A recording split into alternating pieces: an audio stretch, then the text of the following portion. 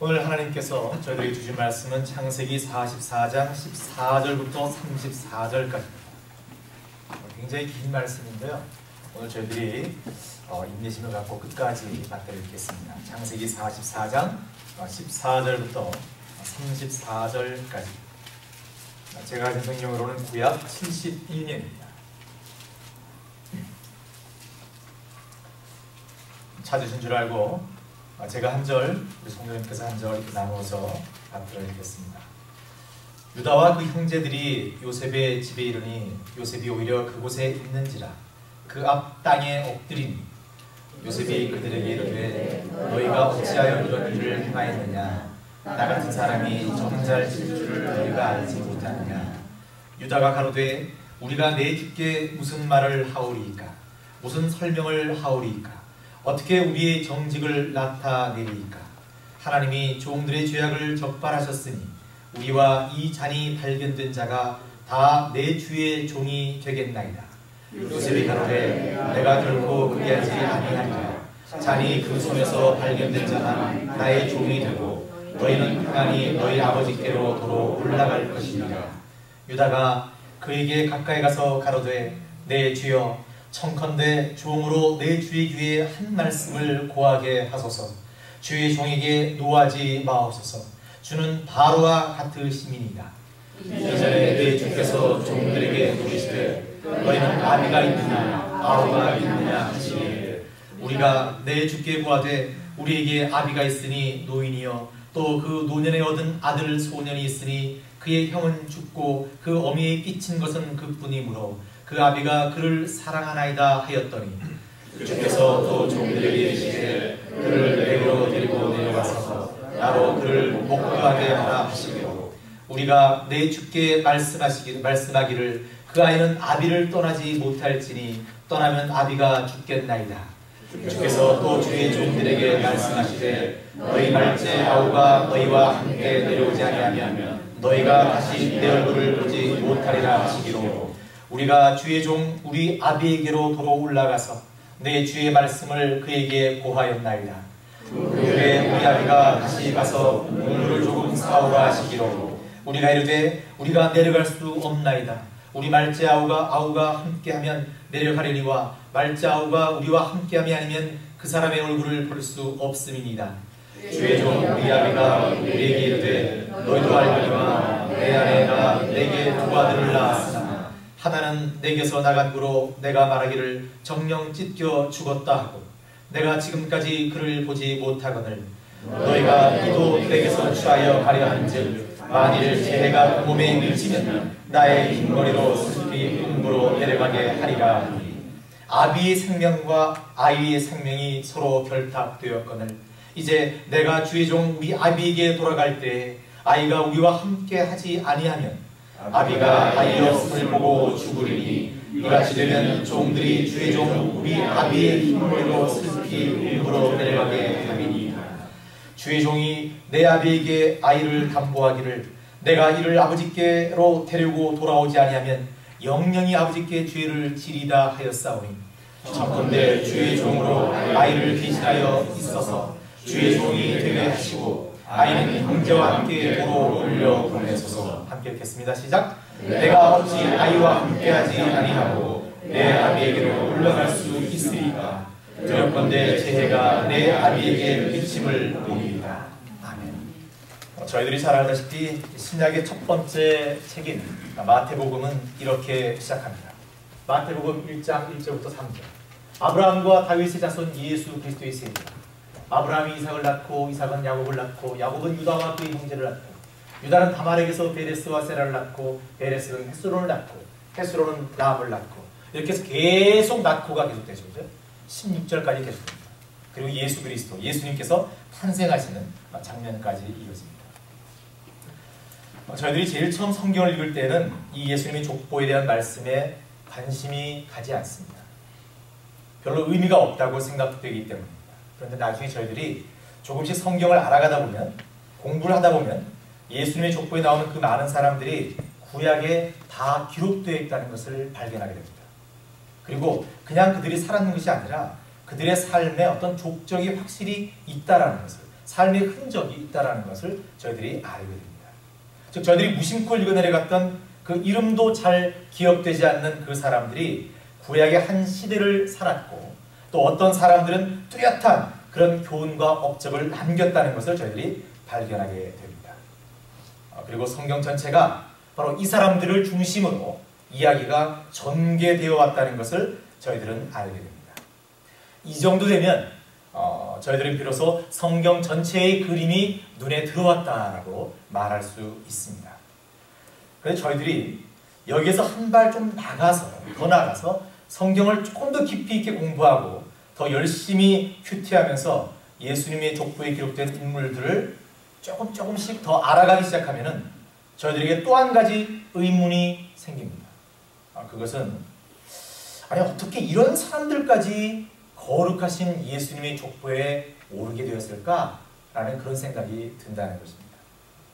아브라함과 이삭, 야곱까지는 그래도 참을만해요.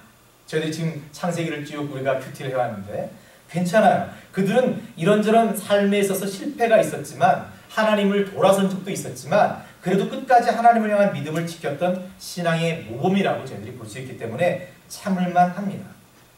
그런데 예수님의 족보에는 저희들 기준으로 아니 이런 사람들까지 들어갈 수 있단 말이야? 라고 생각되는 그런 불편한 사람들이 있습니다. 예를 든다면 오늘 저희들이 유다의 말을 읽었는데, 유다 같은 사람들이 대표적인 것이 아닌가 생각합니다. 유다는 며느리 다말과의 관계에서 자식을 낳았습니다. 그래서 베레스와 세라를 낳았고, 그 베레스를 통해서 예수님의 족보가 이어진다는 것을 알게 됩니다. 그리고 좀 이따가 저희 쭉 나가다 보면 기생이 직업이었던 라합이 등장합니다. 또 그 당시 사람 취급도 잘 받지 못했던 이방여인 룻이 등장합니다. 그리고 놀라운 것은 가늠과 살인의 조합으로 탄생한 솔로몬까지도 등장합니다. 이들은 저희들의 도덕적인 기준으로 본다면 분명히 예수님의 족보에 들어가기에는 부족함이 있는 것 같습니다. 하지만 이들은 엄연히 예수님의 족보에 들어가 있습니다. 그러기에 저희들은 이들을 바라보는 저희들의 기준과 하나님의 기준이 조금 다르다라는 것을 저희들이 발견하게 됩니다. 하나님께서는 분명히 이들의 눈에 보이는 드러나는 부족함과 악함에도 불구하고 이들을 예수님의 조상으로 세우신 분명한 구원 사역의 한 도구로 사용하신 분명한 기준을 갖고 계시다는 것을 저희들은 한번 의심해 볼 수 있다는 것입니다. 그리고 저희들은 이미 성경을 읽고 공부하면서 그래서 어느 정도 하나님의 이 기준을 알고 있기도 합니다. 하지만 오늘 저는 이 창세기에 기록된 유다의 삶을 저희들이 한번 쭉 돌아보면서 오늘 제목에도 있듯이 왜 유다인가? 왜 유다가 예수님의 그 족보에 들어갈 수 있게 되었는가? 그 12명의 형제들 중에서 왜 유다였느냐? 그것을 한번 찾아볼까 합니다. 그리고 그 기준을 저희들 또한 가지게 되기를 바랍니다. 그래서 저희들 또한 물론 부족하고 모자라지만 그래도 그 기준을 가짐으로 말미암아 하나님의 일에 하나님의 도구로 사용되기를 간절히 바랍니다. 자, 여러분 유다는 어떤 사람입니까? 우리 개괄적으로 지금까지 저희들이 큐티한 걸 다 모아서 한번 정리해 보겠습니다. 창세기 29장을 보면은 유다는 야곱의 몇 번째 아들로 태어나죠? 네 번째 아들로 태어납니다. 성경 퀴즈는 아니지만 딱 이제 벌써 나오죠. 네 번째 아들로 태어납니다. 첫 번째 아내였던 레아 사이에서 태어난 아들입니다. 그 이름의 뜻은 여호와를, 김사영 원사님 정확하지 않습니까? 여호와를 찬송하리라. 이제는 레아가 행복한 거예요. 총이 없어서 야곱의 사랑을 못 받았다가 하나님께서 그 태를 열어주셔서 줄줄이 아들을 낳았어요. 그리고 네 번째 아들 딱 낳았을 때 이제는 기쁘다는 거예요. 그래서 여호와를 찬송하리라. 그러면서 유다라고 이름을 지었습니다. 이렇게 유다의 출발은 좋았어요. 아주 좋았습니다. 하지만 유다가 청년기에 접어들었을 때 그의 삶에 기억하고 싶지 않은 한 사건을 겪게 됩니다. 그래서 창세기 34장에 동생 디나가 히위 족속 세겜에 의해서 수치를 당하는 사건입니다. 그것으로 끝났으면 다행인데 그 유다의 형이었던 시몬과 레위가 그 분을 참지 못해서 그 부족들을 속이고 야곱의 그 다른 형제들과 함께 가서 그 족속들을 잔인하고 끔찍하게 멸합니다. 복수하는 것이죠. 물론 이 자리에 유다도 함께 했을 것입니다. 그리고 또 얼마의 시간이 지난 뒤에 유다에게 또 하나의 아픈 사건이 발생합니다. 그것은 저희들이 잘 아는 대로 창세기 37장에 야곱의 아들들이 요셉을 죽이려다가 애굽으로 가는 미디안 상인들에게 파는 사건입니다. 어떤 한 사람이 악한 상황에 한번 빠지게 되면 좀처럼 그 악한 상황에서 헤어나오지 못하고 더욱 악한 상황으로 계속 깊이 빠져드는 것을 저희들이 압니다. 저희도 그런 삶을 통해서 그런 경험을 해본 적이 있습니다. 유다가 그랬습니다. 유다는 출발은 좋았지만 청년기가 접어들면서 그런 악한 상황에 계속 빠져들게 되는 그런 아픔을 겪게 됩니다. 유다는 그 후로도 방황에 가까운 삶을 삽니다. 창세기 38장을 보시면은 유독 유다만 툭 튀어나와서 자기 형제들을 가족들을 떠나서 가나안 사람 수아의 딸과 결혼하고 세 아들을 낳습니다. 유다는 또 한 번 하나님께 죄를 지은 것입니다. 자신의 족속을 떠나서 이방 여인과 결혼했다는 것은 그만큼 하나님의 약속과 집안의 전통을 가볍게 여겼다는 증거입니다. 유다의 불행은 여기서 끝나지 않습니다. 안타깝게도 하나님께서는 여호와의 목전에 악한 유다의 두 아들을 죽입니다. 유다에게는 당연히 엄청난 아픔이었고 큰 사건이었습니다. 상처였습니다. 그래서 유다는 셋째 아들 그 셀라를 지키기 위해서 며느리 다말을 친정으로 슬쩍 보냅니다. 그리고 며느리가 친정 가 있을 때 유다의 아내가 세상을 떠납니다. 그리고 그 울적한 마음과 그 서글픈 마음을 친구와 함께 달래기 위해서 딥나로 가는데 그 딥나에서 몸을 파는 여인을 만납니다. 그리고 잠시의 욕정을 채우기 위해서 그 여인과 관계를 가집니다. 그런데 그 여인이 여러분 저희 잘 알다시피 누구죠? 며느리 다말이었습니다. 여러분 지금까지의 삶으로 보아서는 도무지 이 사람이 예수님의 족보에 오른다는 것이 이해가 되지 않습니다. 부족해도 한참 부족하고 악해도 너무 악한 것 같습니다. 정말 유다는 갈 때까지 다 간 사람 것처럼 그렇게 여겨집니다. 그러기에 저희들은 다시 한번 하나님께 여쭤보고 싶은 것입니다. 왜 유다를? 왜 하나님께서 유다를 구원의 도구로 사용하셨습니까? 그런데 20여 년이 지난 후에 요셉의 사건에서 요셉이 형제들을 만나는 사건에서 유다의 진면모가 나타나기 시작합니다. 바로 지금부터 하나님께서 왜 그 12형제 중에서 유다를 택하셨는지가 발견된다는 것입니다. 첫째, 유다는 물론 죄인이었고 거듭 죄를 지은 사람이었습니다. 하지만 그는 결국 하나님께로 돌아왔다는 것입니다.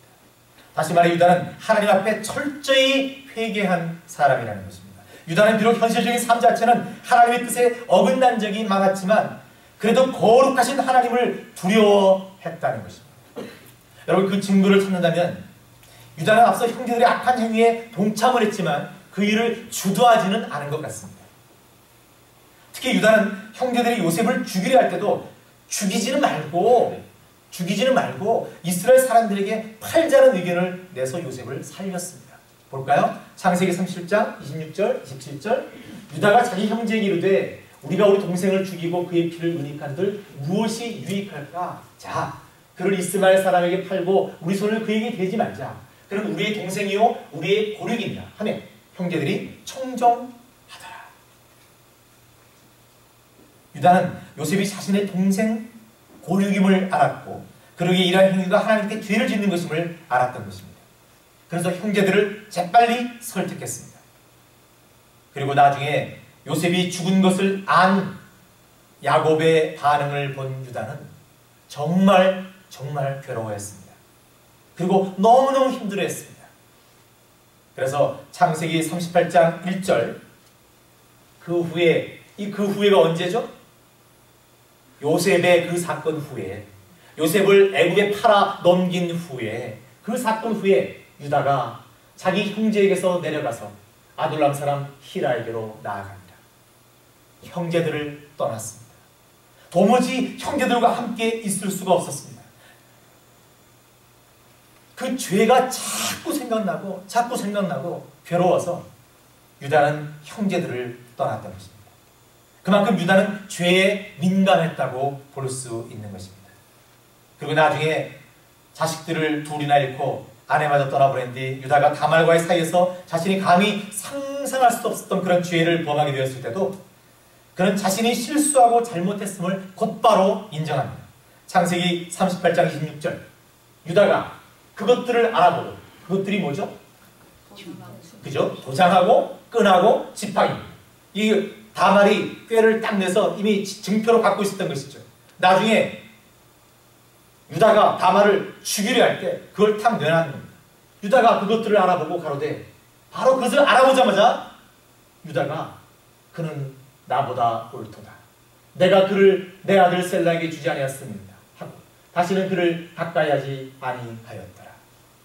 여러분, 유다는 다말이 자신을 속인 것을 알고 얼마든지 저희들 같으면 충분히 다말에게 왜 자신을 속이고 자신을 이렇게 죄짓게 만들었냐라고 얼마든지 따질 수 있었고 얼마든지 야단칠 수 있었습니다. 그러나 유다는 그렇게 하지 않았습니다. 유다는 곧바로 자신이 하나님께서 주신 법이 있음에도 불구하고 자식 셀라가 혹시 잘못될까 될까봐 두려워서 셀라를 다말에게 주지 않았던 것을 회개하고, 그리고 자신의 욕정 때문에 죄를 지은 것을 회개했던 것입니다. 그리고 결정적으로 유다는 애굽 총리 요셉이 만들어 놓은 여러 가지 시험을 통과하면서 하나님을 향한 자신의 고백을 드러내는데, 물론 처음에는 포괄적으로 형제들 모두가 하나님을 고백하는 것처럼 들리기도 합니다. 창세기 42장 28절, 그가 그 형제에게 보아되 내 돈을 도로 넣었다 또다 보라 자루 속에 있도다. 이 사건은 요셉이 제일 먼저 형들을 만났을 때 자루 속에 돈 다 집어넣은 거, 그 사건을 보고 하는 얘기예요. 이에 그들이 혼이 나서 떨며 서로 돌아보며 말하되 하나님이 어찌하여 우리에게 이 일을 행하셨는고 하고, 형제들 집합적으로 하나님을 부른 것으로 나와 있습니다.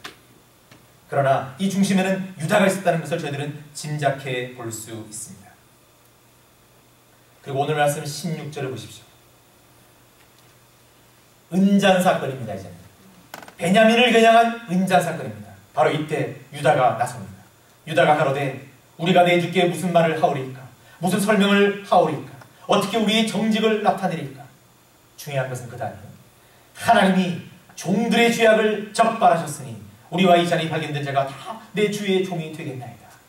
하나님이 종들의 죄악을 적발하셨으니라고 고백합니다. 이미 유다의 삶에는 하나님이 중심이 있는 거예요. 오직 하나님께서 내 삶을 주장하신다는 것을 이미 유다는 확실하게 갖고 있는 것입니다. 그만큼 유다는 하나님 앞에서의 죄에 대해서 민감하게 반응했고, 그만큼 하나님께 자신의 잘못을 회개하고 하나님께로 돌아가려는 삶을 살았다고 볼 수 있는 것입니다. 여러분, 바로 이것입니다. 하나님께서 야곱의 아들들 중에 범죄의 형량으로 따진다면 거의 그 경중이 비슷한데, 유독 유다를 하나님께서 택하신 것은, 유다는 비록 자신의 삶 전체를 볼 때 늘 죄악 가운데 거하는 것 같았지만, 그럼에도 불구하고 유다는 끝까지 하나님께로 돌아가려 하나님께 회개하는 그런 삶을 살았다는 것입니다. 두 번째, 유다가 악한 삶을 살았음에도 불구하고 하나님의 선택을 받은 것은, 유다는 그 잘못을 뉘우치고 회개하는 것으로 끝나지 않고 이제는 전혀 새로운 삶을, 즉 하나님의 뜻에 맞는 삶을 살기 위해 몸부림치고 또 그 뜻을 위해서 자신을 희생하려 했다는 것입니다. 여러분, 회개라는 이 단어는 사실상 유턴해서 돌아가는 것이잖아요. 어디에게로? 하나님께로 돌아가는 것입니다. 여러분, 저희들이 회개라는 것을 조금 가볍게 생각할 때가 있습니다. 그냥 저희들이 잘못한 것이 있습니다. 그 잘못한 것을 하나님 앞에 잘못했습니다라고 고백하는 것으로 회개가 끝났다라고 생각하면 안 됩니다. 회개는 그것은 싹 돌아선 것으로 끝난 것이죠. 중요한 것은 저희들이 하나님께로 가야 한다는 것입니다. 돌아섰으면 가야 한다는 것입니다. 회개라는 것은 이 모든 것을 포함하는 것입니다. 그런데 저희들은 삶을 살면서 하나님 잘못했습니다라고 얘기만 할 때가 많습니다. 그리고 그 넥스트 스텝을 가지 않는 거예요. 그래서 번번이 똑같은 잘못을 여러 번 하는 겁니다. 여러분, 한 번 하나님께 이건 잘못됐습니다라고 고백했으면 그 잘못을 안 하도록 저희들은 그런 삶을 살아가도록 애했어요. 이것이 진정한 회개입니다. 그런데 유다는 하나님 앞에 회개한 후에 온전히 하나님의 자녀로서의 삶을 살려 몸부림쳤다는 것입니다. 예를 들어서 유다가 자신의 이기적인 마음 때문에 며느리 다말과의 잘못된 관계를 가지고 난 다음에 조금 전에 저희들이 말씀을 살펴봤지만 끝부분이 어떻게 됩니까? 유다가 내가 잘못했다, 네가 옳다, 그렇게 얘기를 하고 끝부분에 뭐라고 얘기합니까? 다시는 그를 가까이 하지 아니하였더라. 다시는, 여러분 이게 참 중요한 것입니다. 다시는 그러한 똑같은 범죄를 저지르지 않는다라는 그런 결단이 있었다라는 것입니다. 그리고 야곱 온 가족을 애굽으로 내려오게 하기 위해서 요셉이 이런저런 시험을 하고 계략을 만들어서 가족들이 곤경에 처하게 됐을 때 이 위기의 상황을 잘 파악하고 진심으로 이를 해결하는 사람이 누굽니까? 장자 루벤이 한번 설득을 해봤죠. 아버지를. 아버지, 이 베냐민 안 들어가면 우리 다 죽어요. 얘기했어요. 그리고 베냐민 안 들어가면요, 제 자식들, 우리 두 아들 하나는 다 죽여도 괜찮습니다. 이렇게 설득을 했어요. 장자답게. 근데 야곱이 대꾸도 안 합니다. 대꾸도 안 해요. 왜 그랬을까요, 여러분? 루벤은 회개하는 척만 했던 것입니다. 야곱이 도저히 루벤의 그 삶을 믿을 수가 없었던 것입니다. 너는 지금 그렇게 얘기해도 별 소용이 없다 라고 생각한 것입니다. 근데 이때 누가 나섭니까? 유다가 나섭니다. 유다가 나서서 아버지를 설득하기 시작합니다. 창세기 43장을 보면은 유다는 야곱에게 지금 자신들이 처한 상황을 참으로 정확하고 실감나게 설명합니다. 창세기 43장 8절과 9절을 함께 보겠습니다. 유다가 아비이스라엘에게 이르되 저 아이를 나와 함께 보냈으면 우리가 곧 가리니 그러면 우리와 아버지와 우리 어린 것들이 다 살고 죽지 아니하리이다. 지금 저희들이 유다가 처한 상황이에요.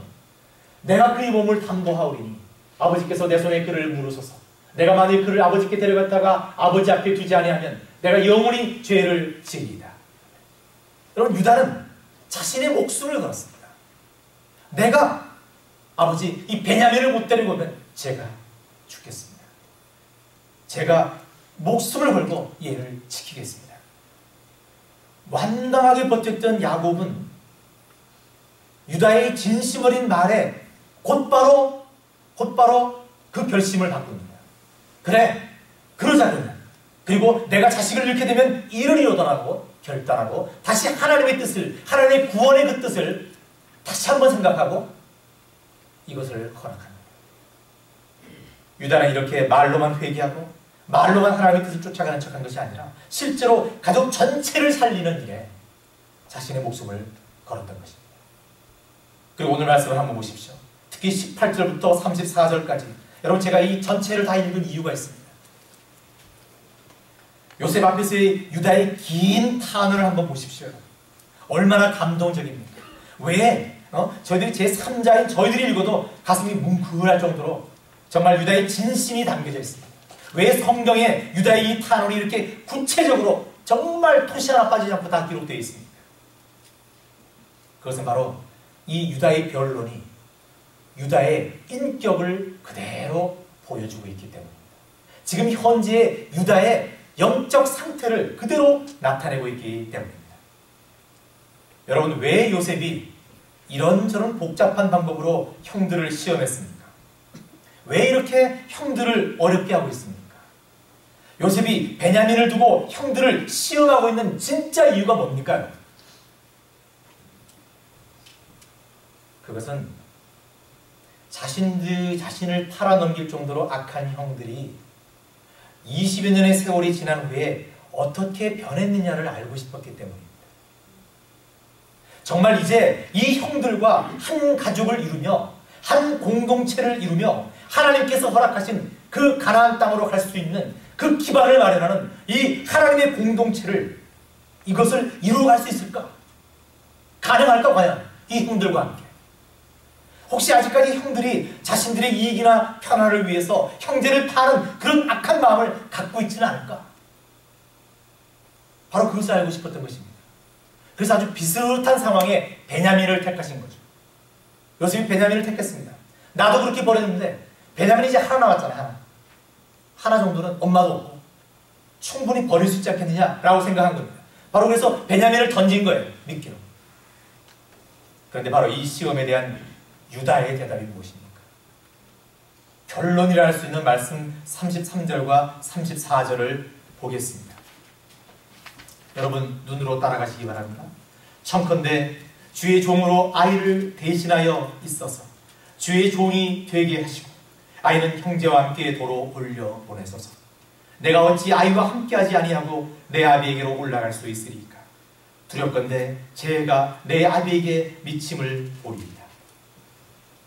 지금 유다는 야곱 앞에서 자신의 목숨을 내놓은 그런 말로만 끝난 것이 아니라 진짜 가장 강력한 국가의 애굽의 2인자 총리 요셉 앞에서 자신의 목숨을 내놓고 있는 것입니다.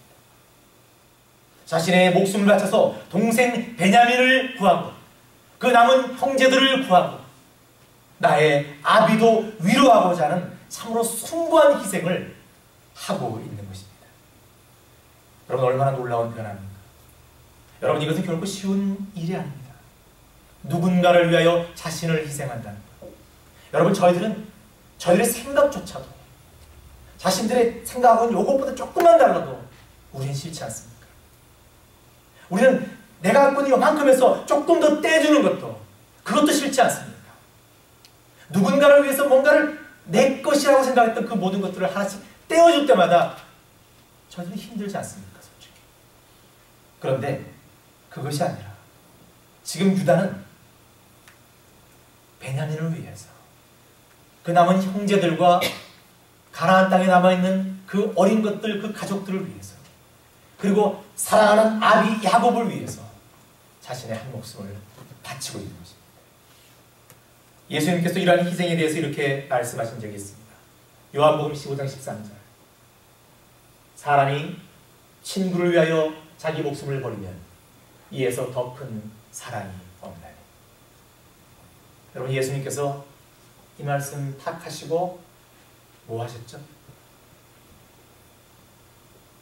저희들 모두를 친구라고 말씀하시면서 저희들 모두를 친구 삼아주시면서 친구를 위해 자기 목숨을 버리고 십자가에 달리셨습니다. 예수님은 당신께서 하신 말씀을 온전히 이루신 것입니다. 지금 유다도 바로 이러한 가장 높은 차원의 사랑을 실천하고 있는 것입니다. 지금까지의 유다의 악한 과거를 완전히 뒤집을 수 있는 놀라운 사랑을 보여주고 있는 것입니다. 여러분 오늘 말씀 바로 뒤에 어떤 일이 벌어집니까? 어떤 일이 벌어집니까? 45장은 어떻게 시작합니까? 요셉이 형들의 변화를 깨닫고 유다의 이 말을 듣자마자 과거 자신에게 한 일의 잘못과 그 죄에서 회개하고 돌아섰다는 것을 알자마자 그동안 참았던 울음을 터뜨립니다. 그동안 자기에게 상처로 남아있었던 그 모든 것들을 터뜨리고 말입니다. 그리고 이것으로 마침내 요셉이 꾼 꿈, 하나님의 구원 역사가 마무리되는 것입니다. 정말 감동스러운 장면입니다. 결국 하나님의 구원의 역사와 요셉의 구원 계획을 마무리하게 된 것은 바로 유다의 진심 어린 희생과 사랑 때문에 가능했다는 것입니다. 바로 이러한 유다의 결단과 행동이 유다가 예수님의 족보에 오르게 된 결정적인 계기가 되었던 것입니다. 여러분 창세기의 유다를 살펴보면요, 저는 그런 생각을 해봤어요. 유다는 정말 설득의 달인이다. 어떻게 이렇게 설득을 잘하냐. 그렇잖아요. 요셉을 팔 때도 죽이려고 하다가 유다의 말을 듣고 형들이 그래? 청정하였다라고 하면서 팔았어요. 야곱이 꼼짝도 않고 베냐민은 못 준다고 고집 피울 때도 야곱을 설득을 한 사람이 유다예요.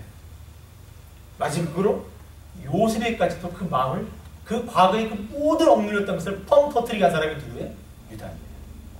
그런데 여러분 이 설득의 달인이 말만 잘해서 되는 게 아닙니다.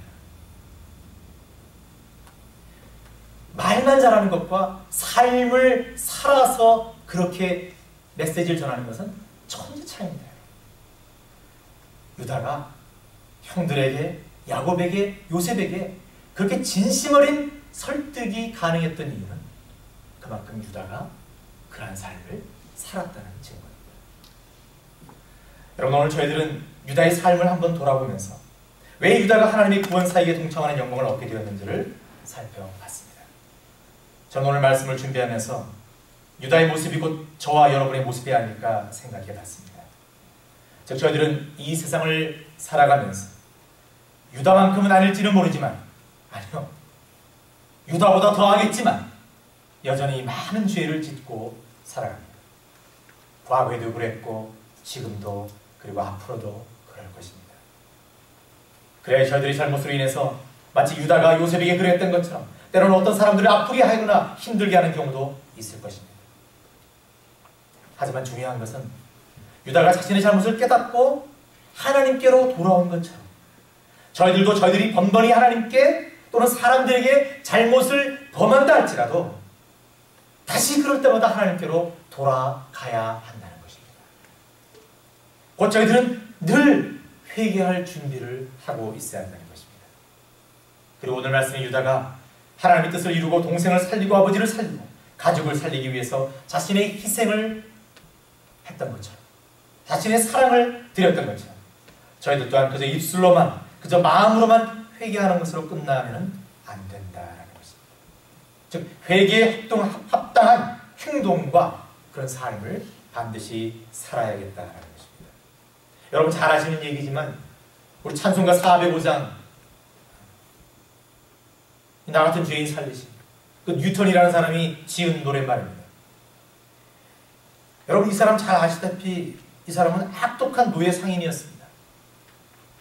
노예 상인, 노예를 잔뜩 배에다가 쳐놓고 돈 되는 것들이라고 쫙 싣고 오다가 풍랑을 만나고 죽을 뻔하다가 거기서 하나님을 만납니다. 그리고 이 사람이 하나님께로 돌아섭니다. 이 사람이 어떻게 일평생을 살아갔습니까? 그는 그 당시 영국 사회에 가장 불쌍하고 가난하고 아픈 사람들을 섬기는 일에 자신을 바쳤습니다. 일평생 목사로 살면서 단 한 번도 가운을 입지 않았습니다. 왜? 자신의 죄는 가운을 입는다고 가려줄 수 있는 것이 아니라는 고백 때문이었습니다. 그래서 그는 늘 그냥 자루 포대 같은데 목만 뚝 잘라서 입는 그런 옷만 일평생 입다가 갔습니다. 그리고 마침내 이 사람은 영국에서 노예의 제도 그 자체를 법적으로 폐지하고자 애쓴 윌리엄 윌버포스의 그 정치적인 힘을 영적으로 뒷받침하는 그런 역할을 했습니다. 마치 오늘 말씀이 유다와 같은 삶을 살았던 분이라고 생각됩니다. 그러기에 저희들은 오늘날도 그 찬송을 부르면서 은혜를 받고 있는 것입니다. 여러분, 이 영화가 어메이징 그레이스라는 그런 영화로 한번 발표가 된 적이 있는데 오래됐습니다. 그는 회개했을 뿐만 아니라 그 후의 삶도 철저하게 회개한 자로서의 삶을 살아갔다라는 것입니다. 여러분, 저희들 모두 너무 자주 회개하는 사람은 되지 마십시오. 하지만 간혹 회개하더라도 그 간혹 회개한 그 문제만큼은 다시는 하나님께 범죄하지 않는 그런 삶을 살아가십시오. 그래서 유다가 하나님의 손에 붙잡힌 것처럼 저희들 또한 하나님의 귀한 도구로 사용되기를 간절히 바랍니다. 아멘. 하나님의 일꾼, 하나님의 사람에게 부어주시고 안겨주시는 하나님의 놀라운 복과 은혜를 저희들 모두도 회개하고 회개에 합당한 삶을 삶으로 말미암아 그 모든 것들을 누리는 저희들 되기를 간절히 소망합니다. 기도하겠습니다. 하나님, 유다를 통해서 다시 한번 하나님께서 얼마나 넉넉하신 분인지를 깨닫게 하시니 감사합니다. 하나님, 저희들의 기준으로서는 도저히 용납될 수 없는 그런 사람들도 하나님께서는 용서하시고 품어주셨다는 것을 다시 한번 깨닫게 하시니 감사합니다. 하나님, 저희들보다 더 못된 사람들만 항상 바라보면서 그들보다 우리가 낫다라고 생각하며 살아갈 때가 참으로 많습니다. 하나님, 교만입니다. 이런 교만이 정말 더 없습니다. 하나님, 저희들도 하나님 앞에서는 똑같은 죄인임을 다시 한번 깨닫게 하시고, 저희들이 그 죄인임을 깨닫고 하나님 앞에 회개했다면 이제 회개에 합당한 열매를 맺는 그런 삶을 저희들도 살아갈 수 있도록 도와주시옵소서. 저희들의 능력으로는 감당할 수 없사오니 성령 하나님 함께 하셔서 저희들도 예수님께서 친구를 위하여 목숨을 내어준 것처럼 그러한 사랑과 그러한 희생을 감당할 수 있도록 도와주시옵소서.